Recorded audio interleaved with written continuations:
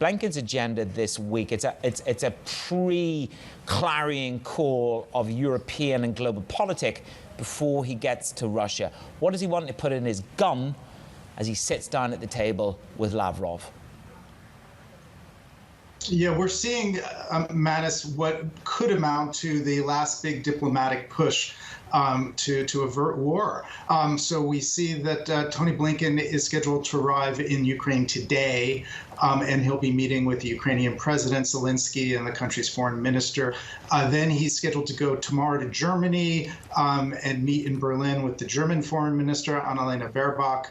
And then after that, it's off to Switzerland and to the meeting in Geneva with Russian Foreign Minister Sergei Lavrov, the culmination of this week of diplomacy for Tony Blinken. The State Department is saying the fact that they're having this meeting shows that there's still a possibility that diplomacy can resolve the crisis. I mean, there is a lot of potential diplomacy that the U.S. and other nations need to deal with. A lot of geopolitical tensions, it feels like, cropping up. Bruce, what else is happening on the diplomatic front?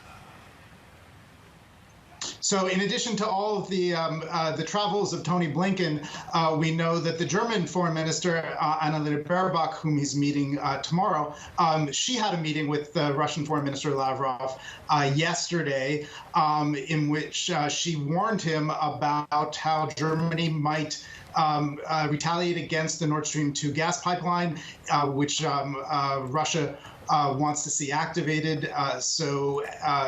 That's one thing that the United States and its allies are holding out there as a possible retaliation.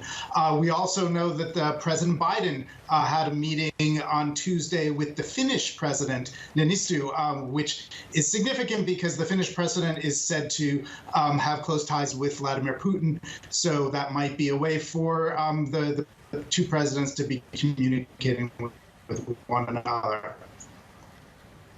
So what do we know of the latest preparedness for war by Russia? We've had this number, 100,000 troops amassing on the borders, equipping separatists.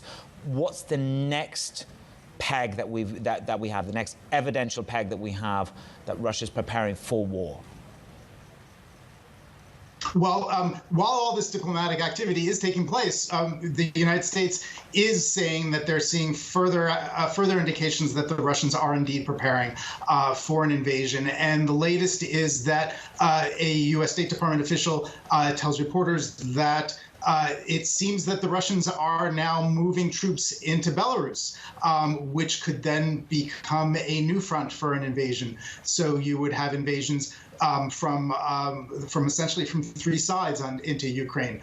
So another indication that even as diplomacy is still going on, that the United States and its allies see that the Russians are getting ready to move ahead with this invasion.